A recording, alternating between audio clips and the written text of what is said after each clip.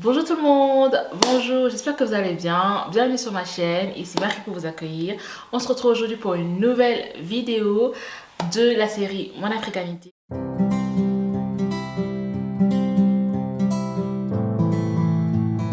Contente de vous retrouver donc, et comme je vous ai dit, on est en compagnie d'Inès qui va se représenter à vous. Bonjour Inès. Bonjour Marie. Contente de te retrouver. Moi aussi. Contente de t'accueillir sur ma chaîne. Merci de ton temps. Alors, pourrais-tu pour commencer te présenter un peu à ma communauté? Alors du coup, je m'appelle Inès Bamouni, j'ai 21 ans et je suis française, je viens d'arriver en Belgique. Je suis étudiante et je fais un stage en Belgique. Je suis à Sciences Po Aix dans le sud de la France. Merci encore une fois pour ton temps. Pas de soucis. Je pense que tu as compris plus ou moins le concept de de mon africanité. Je vais commencer avec les questions. Ok. Mets-toi à l'aise, on va répondre tranquillement, pas de soucis. Première question. Pour toi, qu'est-ce que l'identité africaine et comment as-tu pris conscience que tu faisais partie de cette identité africaine? Donc du coup, je suis métisse, mon père est ivoirien, ma mère est française et je suis née en France. Et au fur et à mesure, dans mon enfance, j'ai toujours eu un mélange des deux cultures en fait. Et sauf qu'on a plus penché vers la culture ivoirienne, de par les plats, de par la musique qu'on écoutait, toutes les histoires que nous racontait notre père, parce que mon papa est né en Côte d'Ivoire et ensuite il est venu en France. Donc tous ces souvenirs, donc on a baigné là-dedans, et la famille qui venait à la maison. Et la culture française, on le voyait de par l'école, les médias et tout, etc. Donc j'ai toujours baigné dans les deux. Donc mon identité, elle est venue dans le sens où quand j'étais à l'extérieur, on me faisait comprendre que j'étais noire, pas métisse, hein, que j'étais noire. Et quand j'étais dans ma famille, j'étais métisse. Je sais pas si c'est clair. Donc il y avait vraiment cette différence qu'il y avait entre le monde extérieur plus ou moins et ton milieu Le cocon familial. familial, oui, oui, exactement. C'est intéressant. Mais sachant que toi, justement, tu as quand même un peu, c'est comme une triple culture parce que ta maman est italienne, même pas française. Oui, oui. Ma maman a des origines italiennes.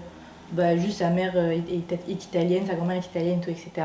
Donc du coup, cette culture-là italienne, je n'en ai pratiquement pas touché en fait. Je n'ai jamais rencontré ma famille italienne. C'est ma famille qui est encore un peu italienne est installée en France, à Marseille. Donc je les vois et tout, etc. Un peu dans la culture culinaire, on peut voir l'Italie, mais c'est encore beaucoup plus lointain que cette culture africaine et cette culture française. Là où je fais mes études, il y a vraiment cette culture française, ce côté un peu élitiste au niveau de la culture valorisée, donc ce qu'il faut écouter comme musique, où il faut aller au théâtre et tout, etc. Donc c'est vraiment deux mondes. Le cocon familial, où je me sens très à l'aise avec mon africanité, et l'extérieur, où il faut un peu tempérer par rapport à ça. Ah ok, donc si j'ai bien compris, tu as cette représentation ou du moins ce reflet qu'on te fait de toi dans le monde extérieur que tu es noire, même pas métisse. Donc on nie en fait ta blanchité. Pour toi, dans le monde extérieur, on nie ta blanchité. Mais dans la famille, bien qu'on te voit comme métisse, parce que je pense que voilà, vu que c'est une famille africaine, on apprécie ta blanchité. On t'a souvent fait des remarques voilà, sur que tu es claire, tu as des beaux traits, etc. Mais dans cette famille, tu dis que tu te sens à l'aise parce que, est-ce que c'est parce que je monte dans cette famille, on voit que tu es métisse et que tu te sens plus à l'aise dans cette identité métisse? En fait, dans ma famille, dans mon cocon familial, je parle de quatre, donc mon père, ma mère, ma petite sœur et moi, parce que j'ai d'autres frères et sœurs, mais c'est plus élargi encore, c'est une famille nucléaire, c'est une famille plus recomposée. Donc, dans ce sens-là, je baigne toujours dans ce mix, dans les conversations que l'on a, les chansons qu'on écoute, les films que l'on regarde. Il y a toujours, au niveau des films, il y a toujours ce rappel de notre histoire, de nos racines. Donc on regarde beaucoup de films sur l'histoire de l'esclavage et tout avec mes parents, mes deux parents, pas seulement mon père, ma mère aussi. Mais dès que je sors, je suis pas Inès franco-ivoirienne, je suis Inès ivoirienne. Ils me voient directement, je parle par rapport aux environnements que je fréquente, donc l'école, et j'étais pas forcément dans des grandes villes quand j'étais petite, donc plutôt des villages, donc plutôt de population blanche et au niveau du développement, c'est pas du tout pareil. Donc, avec une histoire très, on va dire, éloignée de la réalité de la culture, de la variété des personnes, en fait. Donc, du coup, rapidement, on me renvoie que je suis juste noire. Je ne suis pas métisse. C'est je suis plus foncée que les autres, donc je suis noire, donc je suis africaine. En soi, je ne l'ai pas vécu comme un reproche tout de suite. Mais comme on me le pointait souvent et on l'associait à des reproches, j'avais du mal avec mon africanité quand j'étais plus jeune. D'accord. As-tu une expérience traumatisante, genre quelque chose qui s'est passé, qui a fait un souvenir, quelque chose qui t'a marqué, ou un point culminant où tu as eu une réalisation de justement cette identité africaine et noire? En fait, il y en a eu énormément dès la primaire, en fait, où certaines petites filles ne voulaient pas jouer avec moi, où m'attrapait constamment les cheveux, même au collège ensuite. On me pousse comme ça pour pas que j'aille à la cantine parce que toi t'es noir, retourne dans ton pays. Il y a eu beaucoup Ah oui. dès l'enfance en fait, de comportements violents d'enfants. C'était pas des adultes, c'était vraiment des enfants qui avaient le même âge que moi. Mais comme j'étais entourée de personnes blanches, entourée de personnes qui n'étaient pas comme moi en soi, donc il y avait ce rejet en fait juste par ma couleur de peau. Et encore, comme tu le vois, je suis assez claire. Tu es métisse en soi, tu es à Oui, moitié oui. blanche. Et je suis très claire pour une métisse, parce qu'il y a des métisses qui sont beaucoup plus foncées. Et malgré ça, j'étais noire, mais noire dark skin selon eux en fait. Donc du coup, oui, il y a beaucoup d'événements traumatisants. On m'a dit que je ressemblais à un singe et tout, etc. Donc en soi, j'avais du mal à être en phase avec mon africanité de manière positive. La seule fois où je l'étais de manière positive, c'est quand j'étais auprès de mes parents, auprès de ma famille, auprès de mes oncles et mes tantes, où c'était quelque chose de bénéfique pour moi. C'était quelque chose d'exaltant et je me sentais à ma place. Dès que je sors, on me pointe tous les mauvais côtés, alors que je n'en voyais pas quand j'étais dans ma famille. Donc oui, il y a plein de... Ça ressemble à du harcèlement en fait, quand j'étais plus jeune. C'était qu'à l'école que je vivais ça en fait. Waouh, mais c'est assez intéressant parce que moi qui est immigrée, et voilà, que genre, c'est même pas que je suis née en Europe, je suis venue petite et j'ai pas vécu ça. Mais sachant que j'étais dans une ville très multiculturelle, dans mon école il y avait beaucoup de Noirs, beaucoup d'Arabes, limite peu d'Européens, tu vois, et j'ai pas vécu ça. Donc je trouve ça assez intéressant que toi qui es même pour moi à moitié blanche, à moitié européenne, tu J'aurais aies dû dû être plus vivre. intégrée, oui. Exactement. C'est l'idée qu'il y a, mais au final, quand tu te retrouves... Je parle par rapport aux villages et aux campagnes françaises, où plus c'est reculé, moins c'est développé, moins c'est ouvert d'esprit. Donc dans ces environnements-là, tous les clichés et stéréotypes qu'on peut entendre dans les médias concernant les personnes noires, ils sont aussi attribués aux personnes métisses. Donc du coup, ça fait un seul paquet. Il n'y a pas métisse, noir, c'est vous êtes tous noirs de toute façon. D'accord. Donc le mot noir, j'ai même du mal à l'entendre parce que je le voyais comme une insulte. Ah toi, oui. de toute façon, tu es noir. Moi, je me dis, il n'y a pas de problème le fait d'être noir, mais tu es noir comme si tu es bête. Tu vois, comme une Ah insulte oui. en fait. Donc c'était vraiment dur à vivre. Et donc Ah oui. grandir et se construire dans son africanité, dans son soi, dans mon moi. J'avais du mal à me construire avec mon moi en fait. Je ne savais pas qui j'étais, qui je suis. Est-ce que je suis noire, est-ce que je suis blanche, est-ce que je suis métisse. C'était assez dur. Waouh. Et quel est alors ton rapport avec... Parce que quand je dis africanité, il y a ce concept d'Afrique. Parce qu'en soi, être noir et être africain, je trouve ça encore différent. Parce qu'on peut se considérer noir français, pas forcément noir africain. Donc, tu as dû un peu genre être forcé à prendre conscience de cette identité noire parce qu'on te le renvoie à la figure. Parce que c'est ça la triste, c'est qu'on c'est pas comme si on te l'informait, c'est vraiment on te le renvoie à la figure comme une insulte, comme tu dis. Mais à quel moment est-ce que justement cette identité noire, j'ai envie de dire, s'est agrandie et elle est devenue africaine? En soi, comme je l'ai dit, dans mon cocon familial, de par la culture filmographique qu'on avait et aussi les livres, je me suis toujours renseignée sur mes ancêtres, sur l'histoire, donc je n'étais pas au courant seulement que j'étais noire. J'étais au courant de toute l'histoire en fait. Et je ne pouvais pas en discuter avec ces personnes qui me renvoyaient que j'étais seulement noire à leurs yeux, que j'avais seulement la peau plus foncée, parce qu'ils ne voyaient que ça. Et je ne pouvais pas discuter avec eux parce qu'il y avait une certaine limite intellectuelle en fait. On ne peut pas avoir de débat avec ces personnes qui ne pensent que par la violence et le mépris et l'exclusion. Donc du coup, en soi, du fait que j'étais africaine, je l'ai depuis que je suis petite, grâce à papa, grâce à mes oncles, mais mon africanité à l'extérieur, donc pouvoir en discuter avec d'autres personnes noires qui ne font pas partie de ma famille, d'autres métisses, ça s'est fait à l'adolescence, donc quand j'ai commencé à fréquenter des cercles associatifs, et plus quand j'ai commencé à fréquenter des personnes qui étaient racisées, mais de mon âge. Pas de même sang, parce qu'en général je discute avec mes cousines, mes frères et sœurs, mais pas des amis en fait. J'avais peu d'amis racisés, peu d'amis qui me ressemblaient en fait. Mais donc justement, je peux dire que dans le contexte dans lequel tu as grandi quand tu étais petite, même si tu étais bien consciente de cette africanité et que tu étais au contact de cette culture à la maison, est-ce que pour autant tu arrivais à l'assumer en dehors du foyer? Non, du tout. Pendant un moment, là j'ai les tresses mais j'ai les cheveux frisés. Pendant un moment, je voulais me les couper, je voulais forcément me lisser les cheveux. On me le renvoyait tout le temps. Pourquoi tu te lisses pas les cheveux? Pourquoi ceci? Pourquoi cela? Donc pendant un moment, vraiment, je voulais m'effacer, je voulais être invisible, je voulais enlever cette couleur, en fait, qui me posait problème à l'extérieur. Je savais que je devais travailler plus, de être plus intelligente, parce que toujours à me renvoyer que tout ce cliché comme quoi tous les Noirs ou les Arabes sont moins intelligents, ce sont les clowns dans la classe et tout, etc. Donc du coup, j'avais du mal à l'assumer à l'extérieur, je ne parlais pas de mes origines à l'extérieur, c'était assez compliqué de discuter de tout ce trésor culturel que j'ai en moi, de cette double culture, même triple avec l'Italie, tout ça, c'était dur de pouvoir le partager avec les autres. C'était très... on cache ça, pas en parler. Et donc ça veut dire que même dans ta manière de te présenter, de t'habiller, de te coiffer, Exactement. toute ton africanité était effacée. Exactement, il fallait ressembler à tout le monde. D'accord. Pas de pagne, parce que j'ai plein de pagnes à la maison, papa il en ramène souvent. On pouvait faire des tenues avec, mais jamais je ne vais les mettre à l'extérieur. Je plaque mes cheveux de manière qu'on pense qu'ils soient juste un peu bouclés, pas frisés. Au niveau de mes traits et tout, etc. Le maquillage, me maquiller comme une personne blanche, c'est-à-dire avec des couleurs qui ne me vont pas du tout au teint. Donc du rose, mais rose très pâle. Ce n'est pas beau sur ma peau, mais vouloir leur ressembler au maximum en fait. Waouh. Et quand est-ce que genre tu as eu ce déclic ou cette volonté de vouloir l'assumer à l'extérieur, parce que maintenant tu l'assumes. Donc j'aimerais bien connaître un peu le process, l'histoire, qu'est-ce qui s'est déroulé derrière cette évolution. En fait, ça s'est passé quand j'étais au lycée, donc mon avant-dernière année au lycée. J'ai commencé à aller sur les réseaux sociaux et à chaque fois dans les médias, moi je voyais juste des profils européens et on me faisait comprendre que la beauté c'était être de couleur très claire, avoir des cheveux très lisses. Donc du coup, je ne m'y retrouvais pas. Et au fur et à mesure, il y a eu des tendances, en fait, dans l'année où j'étais au lycée, c'était 2016-2017. Il a commencé à avoir des tendances comme quoi avoir les cheveux bouclés, c'était à la mode. Donc c'est là où on arrive un peu dans cette fétichisation, on en parlera peut-être plus tard, où fallait être métisse pour être belle. Donc du coup, j'ai commencé à suivre ce genre de comptes et tout, etc., qui disaient qu'il fallait s'assumer, ce genre de choses. Donc pas mal de comptes Instagram, pas mal de chaînes YouTube.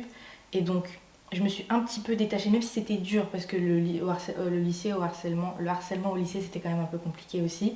Mais au fur et à mesure, j'ai lâché mes cheveux, mais je restais jamais toute la journée les cheveux lâchés. Au bout d'un moment, quelques heures de la journée, je les attachais parce que je voulais pas trop qu'on voie. Parce qu'à chaque fois, on me disait Inès, on voit rien quand j'étais en face. Inès, on voit rien, et tout, ce genre de choses. Parce que j'ai les cheveux très volumineux, mais Inès, quand il va pleuvoir, tu vas gonfler, ce genre de choses. Ça, c'est... on n'en peut plus. Donc au fur et à mesure, je suis devenue très agressive, très aigrie avec les gens pour qu'ils me laissent tranquille. Donc je suis devenue la fille pas fun. La fille pas fun, à chaque fois que tu lui fais une remarque sur son physique ou sur ses cheveux, sur sa couleur de peau, à tel point qu'à un moment, j'ai noté toutes les remarques racistes qu'on me disait dans un petit carnet et je les jetées sur le bureau de la directrice et je lui dis maintenant, il faut qu'on règle ça. Parce que j'en ai marre que quand on est en cours, je lève la main parce que j'ai pas compris une question en maths et on me dit Inès, tu comprends pas les maths parce que t'es noire. Ce qui n'a absolument aucun lien. On t'a dit une chose pareille. On m'a dit une chose pareille. Oh mon dieu. Faudrait que je retrouve ce carnet, je te le montrerai. C'est, en fait, à la fois, il y a aucun lien, à la fois, c'est leur manière de faire des blagues et il faut que tu ris. Parce que si tu rigoles pas, t'es pas fun et tu n'auras plus d'amis. Je vais traîner avec qui au final? Parce qu'ils ont tous ce même humour. Donc si tu rejettes leurs blagues, ils sont en mode faut pas discuter avec Inès, elle est pas fun, tu vois. Et même jusque dans la salle des profs, à chaque fois j'allais les voir pour leur dire bon là il y a un problème, là il y a un problème. Ils me disaient oh non c'est encore Inès, encore Inès. Même les profs, tu vois ce que je veux dire? J'ai même eu des soucis avec un prof qui me faisait me lever pour aller faire Usain Bolt au tableau devant tout le monde. Pourquoi? Parce que j'étais la seule dans la classe qui lui ressemblait le plus. Tu vois ça va jusque là. Il y a la sirène de la police et on me dit Inès on vient te chercher. Pourquoi? Parce que c'est les noirs qui vont en prison, tu vois. Jusque là ça ne s'arrête plus. Du coup au lycée j'ai dit stop. J'ai pris un carnet, j'ai tout écrit, j'ai mis les noms de tout le monde, les dates. J'ai dit, il faut des sanctions. C'est pas possible, ce lycée ne peut pas fonctionner comme ça. Donc du coup, il n'y a pas eu de sanctions tant que ça. Ils les ont convoqués, ils ont discuté avec eux, je les ai confrontés. La moitié, je les ai fait pleurer. Je leur ai dit, mais quand tu me vois, tu vois quoi? Tu vois juste que je suis plus foncée que toi? Mais je suis comme toi, j'ai le même âge que toi, je fais les mêmes cours que toi. On est pareil. Du coup, il y a eu certaines prises de conscience et tout, mais bon. Ça reste compliqué. Tu es forte quand même. J'admire énormément ce que tu as fait parce que tu as réagi, c'est comme une héroïne dans les films. Tu as réagi de manière super intéressante pour changer les choses très verso, pour changer les choses. Waouh, c'est super intéressant. En fait, il y a eu un moment dans mon lycée, dans mes années scolaires, surtout en seconde, où mes notes chutaient. Alors que je suis quelqu'un de brillant de base, je travaille beaucoup et tout, etc. Comme j'avais des difficultés en cours, je travaillais beaucoup pour pouvoir pallier ça.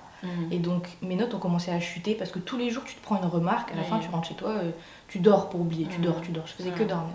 Et mes parents qui sont très à cheval sur ma scolarité et tout, etc., le fait de réussir, m'ont attrapé, m'ont dit bon, qu'est-ce qui se passe? Et je leur ai tout balancé, je leur ai montré le carnet et tout, etc.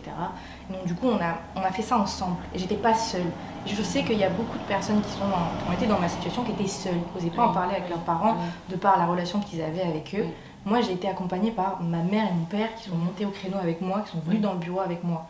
Du coup, ce qui fait que je me suis sentie bien soutenue et j'ai pu être aussi audacieuse. Parce que tu savais qu'il y avait des gens derrière. Exactement, qui ne me laissaient pas tomber. Et si j'avais un problème, on changerait de lycée. Mais pour moi, je ne voulais pas changer de lycée parce que c'était une défaite. Alors, je m'en vais parce que vous avez gagné. Donc, je suis restée jusqu'à la fin. Et dès que j'ai fini mon lycée, j'ai fait mon année de prépa et je me suis révélée.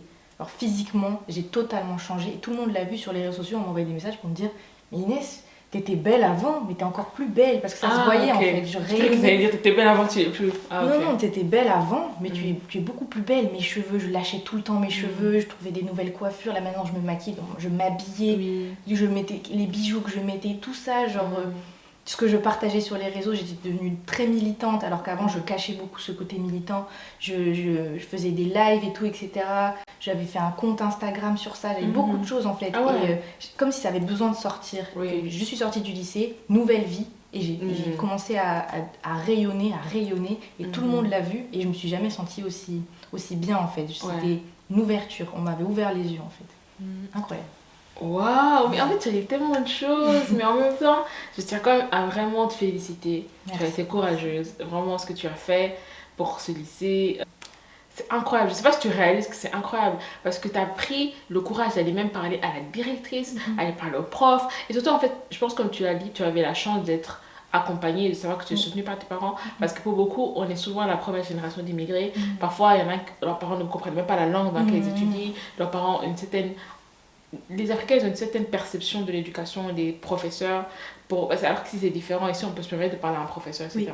Alors que pour certains, ils ont des parents qui, voilà, pour eux, la parole du professeur est loi, et donc vont avoir du mal à remettre en question ce que l'école, les professeurs vont leur dire. Tu as eu beaucoup de chance, mais en même temps, tu as fait preuve d'énormément de courage, et franchement, c'est juste incredible. C'est vraiment comme dans un film. Tu as réagi à ça comme dans une série, dans un film. En fait, je pensais beaucoup à ma petite sœur qui allait arriver après moi et qui allait être dans le même lycée. Et c'était hors de question que je la laisse dans cet environnement-là parce qu'on a deux personnalités très différentes. Je suis très extravertie, Maud est très introvertie. Et donc j'avais peur qu'elle se fasse manger, même si je ne doute pas de sa force et son courage. Mais il y a toujours cette idée de protection. Je veux protéger ma petite sœur. Donc du coup, je me suis dit, si je ne le fais pas, qui va le faire en fait? Donc comme il y avait très peu d'arabes, très peu de noirs, enfin en fait il n'y avait que moi, donc on était une ou deux arabes maximum au final, donc c'était pas possible que je laisse ma soeur là-dedans. Donc au final elle a changé de lycée hein, parce que ça a quand même continué. Il y avait... Qu'est-ce qu'ils lui ont dit? Les nègres aiment danser dans le rang pour aller. Les nègres veulent danser, aiment danser. Et elle s'est retournée en mode tu parles à qui? Oh non, pardon. Et tout ça c'était il n'y a même pas si longtemps que ça. Hein. Non. Ça, Maud, c'était l'année dernière, ça, par exemple, tu vois. Parce que moi, j'allais te poser une autre question. Est-ce que tu penses que ça a changé? Non, au final, c'est beaucoup moins... assumé, je pense, maintenant. Assumé, parce qu'avec tout ce qui se passe, ils sont tous sur les réseaux, ils voient... On peut les filmer, on peut faire des... Et moi, la directrice à qui j'ai parlé, elle est partie. Et il y a eu beaucoup de changements dans le personnel et tout, etc. Il reste certains profs qui font beaucoup plus attention parce que j'ai interpellé beaucoup de professeurs pour dire mais si vous entendez ça dans la classe, vous pouvez pas laisser ça passer. Quand il crie, Inès elle comprend pas les maths parce qu'elle est noire, tu l'as entendu. Tu l'as entendu ce qu'il m'a dit. Pourquoi tu n'as rien dit? Beaucoup de choses comme ça qui, je pense 2016 c'était un peu compliqué à l'époque, puis ils étaient pas assez informés. Maintenant il y a beaucoup de campagnes sur le harcèlement, beaucoup de campagnes sur le racisme, tout ça, l'islamophobie. Donc je pense que c'est mieux, mais ça se fait toujours. Ça dépend des zones, comme tu dis. Ça reste la campagne. En fait. Ça reste la campagne. Dans les grandes villes comme Marseille, tellement c'est varié, et tout, tellement c'est multiculturel. En général, dans la classe, il y a beaucoup de noirs, beaucoup d'arabes et pas beaucoup de blancs. Donc du coup, ça se passe d'une autre manière. Il y a quand même il y a du colorisme. Il y a d'autres problèmes. Il y a d'autres problèmes. Mais c'est pas cela. D'accord. Tu nous as bien raconté comment tu as eu ton évolution, comment tu es passée vers cette identité, comment tu l'as découvert, comment tu l'as assumée. Très bien assumée. Et maintenant, tu te reconnais comment? Parce que encore une fois, voilà, on sait que tu es métisse. Le monde te renvoie que tu es noire. Pourtant, ce sont deux identités différentes. Tu as ton identité africaine qui est encore une autre identité. Dans tout ça, comment est-ce que toi tu te retrouves? Là, les environnements que je fréquente font que j'ai plus de cercles d'amis noirs avec des amis qui viennent de pays africains différents parce que je côtoyais des Ivoiriens en fait. Maintenant, il y a des Congolais, il y a de tout en fait. Il y a de tout. Et qui font que je peux avoir des conversations que je n'avais pas avant. Et ça me permet aussi d'ouvrir un peu ma réflexion sur ce qu'est l'africanité, ce que sont les différentes valeurs, les différentes religions qu'il y a aussi en Afrique, les différents environnements familiaux, parce que j'ai bien compris que le mien fonctionnait différemment de généralement en fait. Ce que je ne savais pas, je pensais que toutes les familles métisses, toutes les familles noires fonctionnaient comme la mienne. Pas du tout en fait. Donc, ce qui fait qu'aujourd'hui, je sais que je suis métisse, je sens que je suis métisse par rapport aux personnes que je fréquente, selon les cercles. Quand je suis avec des personnes blanches, par exemple, je suis comme plus noire. Je ne suis pas métisse, je suis noire. Quand je suis avec des amis noirs, je suis métisse. Mais on est très proches de par les valeurs, les principes et les centres d'intérêt qu'on a en commun, en fait. Mais dès que je suis avec ma famille, comme toujours, c'est le métissage. Donc aujourd'hui, je me sens toujours un peu dans un entre-deux en fonction de là où je traîne en fait. Selon là où je suis, selon les environnements que je fréquente, selon les activités que je fais. Et donc tu es un peu comme un caméléon dans tout ça. C'est ça, on s'adapte. Mais est-ce que tu n'as pas envie de t'enraciner quelque part? Est-ce qu'il n'y a pas quelque chose qui te parle plus que d'autres? Est-ce qu'il y a pas... Parce qu'en cela, il y a... Parce que là, tu m'as parlé de comment est-ce que les gens encore te voient, comment est-ce que tu vas t'adapter à tous tes environnements, mais quelle est un peu, j'ai envie de dire, l'identité que tu t'es choisie? Quelle est l'identité dans laquelle tu te reconnais le plus, au-delà de celle que tu dois être ou que tu te retrouves à être, du fait de là où tu te trouves? Quelle est l'identité que toi tu trouves aujourd'hui? Moi, je me reconnais comme ça, même si dans ces environnements-là, on me reconnaît différemment. Moi, je me reconnais comme ça. Ou alors tu es totalement versatile et toujours dans le caméléon. J'ai vraiment cette volonté d'appartenir à une communauté. Je le sens en fait. Et pour moi, aujourd'hui, comment je me situe, ma couleur de peau est métisse. Donc je suis light skin. Mon père est noir, ma mère est blanche. Mais dans mon cœur, la culture où je me sens le plus acceptée, ou la culture où je me sens le mieux accueillie, où on me considère en fait, c'est la culture de mon père, c'est la culture ivoirienne. Et là où j'ai plus de mal à m'intégrer, à discuter ou à être pleinement à l'aise, c'est la culture européenne. Ah oui. Donc c'est de par les cercles d'amis que je fréquente, en fait, toujours j'ai à me justifier si je bronze au soleil, ce genre de choses. Alors que quand je suis avec des membres de ma famille ou simplement des amis qui sont noirs, des amis même les amis arabes, il n'y a pas de problème avec ça. Je ne me sens pas questionnée constamment sur ce que je suis, ce que je dois être, sur comment j'envisage la vie en tant que personne métisse en fait, en tant que personne noire du coup par rapport à eux. Donc comment je me décris, comment je m'identifie aujourd'hui. J'aimerais appartenir à une communauté bien sûr, mais je suis toujours dans un entre-deux parce que du coup j'appartiens à une catégorie de métissés, mais même entre métissés, on n'est pas toutes métissées de la même manière. Donc en fait je ne sais pas du tout où je suis, où je me trouve. Donc j'essaie de frayer un peu mon chemin, mais la communauté où je me sens le plus à l'aise, c'est la communauté noire africaine. C'est là où je me sens comme si je pouvais être... toi-même. Pas forcément moi-même, mais où ma place ne pose pas question en fait. Où j'ai pas de remise en question de ma place en fait. En fait, pour toi, c'est là où tu peux même avoir une place. Oui, exactement. Et qu'il y a comme une place qui a été faite, t'es même préparée pour toi, dans le sens où, oui. voilà, quand tu es là-bas, c'est pas en mode tu dois créer ta place, comme tu peux le sentir dans la communauté blanche. En fait. Exactement. Je dois pas justifier ce que je suis, ce que je dis, ce que je mange, mes origines. La première chose qu'on me demande forcément quand je suis avec des personnes européennes, c'est d'où je viens. Alors que quand je suis avec des personnes noires, ça vient plus tard dans la discussion, par curiosité, et c'est pas la première chose qui va faire qu'on va être amis ou non en fait, pas du tout. Alors que rapidement, quand je suis avec des personnes européennes, on va me demander d'où je viens, ce que je mange, et directement les clichés par rapport à ça. Alors qu'avec mes autres amis, non. Mais je ressens quand même souvent quand je suis avec des personnes noires, que je suis pas noire complètement quand même. On me le fait remarquer. Ça reste léger, ça reste discret, ça reste...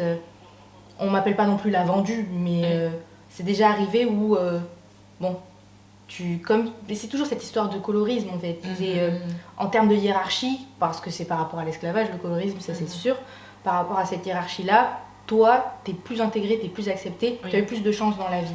T'as pas la même difficulté que moi, et donc de ce fait, et surtout que voilà, tu es une femme métisse, donc il y a aussi cette notion de colorisme, comme tu dis, il y a cette notion de la beauté, il y a cette notion aussi des standards de beauté que tu vas plus pouvoir atteindre plus facilement qu'une femme noire. Donc la femme noire peut ne pas vouloir être mise dans la même catégorie que toi. Exactement, par rapport à ça. C'est ça. Et c'est totalement légitime selon moi parce qu'il y a toute une... il y a tout un domaine, notamment dans les relations amoureuses, où je l'ai vu de mon côté. Moi, je l'ai vécu comme une fétichisation et pas du tout comme un privilège d'être regardée parce que je suis métisse. Je me rapprochais de la couleur claire, donc du coup, j'ai été courtisée. Ça a été une période de ma vie, au collège, au lycée, non. Mais depuis les études supérieures, oui, parce qu'on veut tester ce que c'est le métissage et que je suis suffisamment noire, mais pas trop non plus. Et je trouve ça écœurant parce que moi, mes sœurs noires, elles me fascinent et je les trouve magnifiques. Et je me dis pas, ça va, je suis pas trop noire. Mais en même temps, il n'en reste pas moins un privilège. Parce que oui, si ça reste un privilège. Oui, ça reste un privilège. Et surtout que ça reste aussi une différence. Donc, t'as quand même cette identité, t'as quand même un parent blanc, t'as quand même une apparence métisse. Que voilà, donc, mais malgré, comme tu dis, malgré qu'il y a des Africains, des Noirs qui peuvent sentir que voilà, t'es pas noir. Tu ne ressens pas forcément un rejet de leur part, contrairement aux Européens où tu es blanche en soi, mais enfin une partie de toi est blanche, mais il y a ce rejet qu'on connaît tous. Deux environnements différents où dans un côté on me rejette parce que je suis noire et de l'autre on me fait remarquer que j'ai des privilèges. Mais du coup ça reste de la discussion et ça reste assez sain en fait. Jamais on me dit bouge, de toute façon toi les blancs t'acceptent. Jamais. Mais ça reste quelque chose où bon... je peux me sentir mal à l'aise parce que je sais que c'est des privilèges. Je ne le vis pas comme ça, mais j'en ai totalement conscience en fait qu'on va me regarder directement. On va vouloir selon moi me consommer et me tester, pas forcément me marier, mais me consommer et me tester parce que voilà, elle est plus épicée que les blanches, mais elle n'est pas trop noire parce que les noirs ceci, les noirs elles sont comment on dit, agressive, elle parle fort, nanana. Toi, t'as des traits fins et tout, etc. Oui, j'ai des traits fins. Oui, je suis plus claire. Donc, du coup, ça reste... En fait, on les met dans les mêmes paniers. Pour moi, je n'ai pas d'identité propre quand on me dit je veux tester une métisse. Je suis comme toutes les autres métisses. J'ai déjà eu des fréquentations où la personne en question sortait qu'avec des métisses. Comme si, du coup, c'était la catégorie métisse. J'étais pas Inès, j'étais la curly aux cheveux bouclés métisse. Donc c'est là où du coup moi j'aimerais bien avoir ma place, avoir une identité propre. Inès Bamouni, métisse certes, mais c'est pas la première chose que l'on voit chez moi, c'est ça le problème en fait. On sort avec moi pour cette couleur, pour cette préférence de couleur de peau, de mélanine, et pas pour ce que je suis à l'intérieur. Et pour moi ça c'est problématique en fait. Donc ça reste un privilège parce qu'on te regarde, mais au final est-ce qu'on s'y retrouve dans ces relations-là? Non. D'accord. Donc en fait, tu veux dire qu'en soi, une chose qui, pour beaucoup, peuvent même t'envier, peuvent t'envier ton métissage, tes traits, ta beauté, parce que tu es une femme magnifique, etc. Ils peuvent t'envier tout ça, mais en soi, chez toi, ça te crée d'autres problématiques. Du fait qu'on va te fétichiser, du fait qu'on va te mettre dans cette catégorie métisse, etc. Il y a une fétichisation des femmes noires, il y a une fétichisation des femmes métisses, et on va les consommer pour des critères précis. Les femmes noires, il y a un gros cliché comme quoi toutes les femmes noires doivent avoir des formes, les femmes métisses, du coup elles ont un juste milieu en ayant des formes, en étant fines. Curly, exactement. Des traits, et je trouve que c'est problématique de catégoriser, poser des étiquettes sur les gens et de pas forcément se connecter avec leurs âmes, de discuter sur leur personnalité et tout, etc. On peut avoir des préférences physiques, il n'y a pas de problème. Je préfère les personnes plus grandes, je préfère les personnes plus petites, etc. Mais s'arrêter à la couleur de peau et faire une hiérarchie de ce qui est beau doit se rapprocher le plus de la couleur européenne, c'est très grave en fait. Et moi je ne l'ai jamais vécu comme quelque chose de ah bah c'est cool, du coup les Européens ou même les hommes noirs vont plus me regarder par rapport à mes sœurs noires. Ça, je me suis jamais sentie supérieure à une sœur par rapport à ça. Mais on me l'a souvent fait remarquer que du coup, je pouvais plus pécho, on dit, tu vois. Toi, tu t'es jamais sentie supérieure à une femme noire par rapport à ça, mais en soi, la société t'a placé un peu supérieurement. Carrément, pas un peu, carrément en fait. Carrément supérieurement, donc t'es bien consciente de ça. Oui, oui. Ok, et pour revenir à cette notion d'identité encore une fois, parce que j'aimerais bien qu'on en fasse un épisode à part de vraiment tout ce métissage, comment est-ce que la femme métisse plus principalement le vit dans le dating, etc. Mais toi, dans tout ça, comme tu dis, voilà, tu as quand même un rapport avec l'Afrique, avec le continent. Il me semble même que tu as été sur le continent. Tu as baigné dans cette culture. Voilà, comme tu es métisse, mais au fond de toi, il y a cet amour et cette aisance que tu as dans la communauté noire et africaine. Alors, quel est ton rapport au continent? Est-ce que tu penses y retourner plus souvent dans le futur? Est-ce que tu penserais y vivre? Parce qu'en soi, voilà, tu es entre ces deux cultures et tu es donc entre ces deux continents. Là, tu vis en Europe, etc. Mais quelle est ta perception du continent? J'y suis allée une fois, j'étais assez jeune. J'y suis allée et on m'a direct fait remarquer que j'étais blanche. Ah oui, donc là-bas, tu es oui, blanche. Là-bas, je suis blanche. Parce que je suis très claire. Il y avait ma mère qui était avec moi, donc on me catégorisait comme étant blanche. Ce que j'ai pas, entre guillemets, mal pris parce que j'étais très claire. Donc je me suis dit, et puis j'étais assez petite, donc c'est le souvenir que j'en ai. Donc voilà. Moi, je suis en constante recherche de mes racines, donc bien sûr que j'y retournerai. Il y a une bonne partie de ma famille qui est là-bas, qui m'accueillerait à bras ouverts. Bon, il y a eu la guerre civile en Côte d'Ivoire, donc j'allais pas y retourner tout de suite. Mais il y a toujours cette recherche que j'ai dans mon métier plus tard d'inclure toutes ces racines et surtout, je sais pas comment le dire en français, level up un peu tout toute cette culture, tout ce trésor qu'on a qui est souvent pillé selon moi et qui n'est pas mise en avant, comme je sais pas si tu connais le compte Instagram Je consomme noir. Je connais. Tout ce domaine-là, tout ce qu'on pourrait faire avec toutes nos richesses, toutes nos richesses en fait. Donc Je consomme noir, ma petite sœur aimerait travailler là-dedans, dans ouvrir comme une institution où on mettrait en avant toutes les produits africains en fait. Parce que tout le monde utilise les ressources africaines dans leurs produits, dans leur commerce, etc. En mettant en avant, sauf que c'est pas clairement, explicitement. Ils ne disent pas que ça vient de chez nous, que c'est une richesse africaine. Et les bénéfices ne vont pas non plus en Afrique en fait. Exactement. Donc moi dans ma vie, j'aimerais y retourner. Je sais pas si je m'y intégrerai comme je le voudrais, parce qu'il y a toujours ce côté, ce métissage qui fait que j'ai une partie européenne qui est très intégrée en moi, dans mes habitudes de vie, mon quotidien, etc. J'aimerais bien sûr forcément y aller, parce que mon père va prendre sa retraite et va finir sa vie là-bas. Donc il construit une maison et tout, etc. Donc j'aimerais bien sûr aller là-bas et vivre aussi... et renouer avec mes ancêtres parce qu'il y a beaucoup, tout ce qui est terre et tout, etc., beaucoup de liens avec mes ancêtres que je n'ai pas, même si mon père essaie toujours d'alimenter cela. C'est un peu compliqué de s'enraciner vraiment en France. Sans y être en soi. Ma terre, en vrai, pour moi, elle est là-bas. Et même si je suis née en France, j'ai toujours du mal à dire que je suis française européenne. Ah oui. Quand on me demande d'où je viens, je vais d'abord dire que je suis ivoirienne, puis que je suis née en France. Parce que, comme je t'ai expliqué, voilà, il y a cette séparation en fait entre les deux. C'est pas encore un mélange pour moi. On me demande de choisir un peu au fur et à mesure dans ma vie. Et pour moi, je suis aux 3/4 ivoirienne. Et le fait que je suis française, c'est juste ma couleur et que je suis née en France en fait. D'accord. Donc oui, dans ma vie, j'aimerais y aller, vivre, je ne sais pas. Ça dépendra de l'accueil là-bas et si j'y trouve ma place, parce que je suis en constante recherche de ma place, même dans ma propre famille. Donc, donc au niveau de mes origines, c'est... Je pense que c'est un peu genre la quête du métis, c'est vraiment trouver sa place. Oui. Genre, j'ai l'impression que tous les métis que je connais, il y a vraiment cette quête de trouver votre place, parfois de la créer pour certains. Et je trouve ça super intéressant. J'espère que ça va aider beaucoup de métis qui nous regardent à ce que ça puisse vous aider dans votre réflexion et dans votre recherche. Et je trouve ça bien que maintenant, plus ou moins, des choses deviennent de plus en plus claires pour toi. Et je pense que, en fait, c'est quelque chose, je trouve, de très subjectif. Il n'y a pas la bonne ou mauvaise manière de se sentir, la bonne ou mauvaise manière d'être, tout ça. Parce que c'est quelque chose de nouveau, enfin, c'est quelque chose qui... Parce que je pense qu'il y a des gens, ils vont te dire, non, tu es d'office 50% blanc, 50% ivoirienne, enfin, tu vois. Il y a beaucoup de gens qui vont vouloir, genre, mettre des étiquettes sur toi, encore une fois, tu vois. Et je pense qu'il est bien, comme tu dis, de pouvoir te définir à ta manière, une manière qui te correspond. Je trouve qu'on a fait le tour et on a abordé pas mal de sujets par rapport à ton identité africaine. Il y a beaucoup de sujets que j'ai voulu aborder, mais je ne peux pas durer trop longtemps parce qu'elle est déjà assez longue. J'aimerais que tu nous donnes un mot de la fin.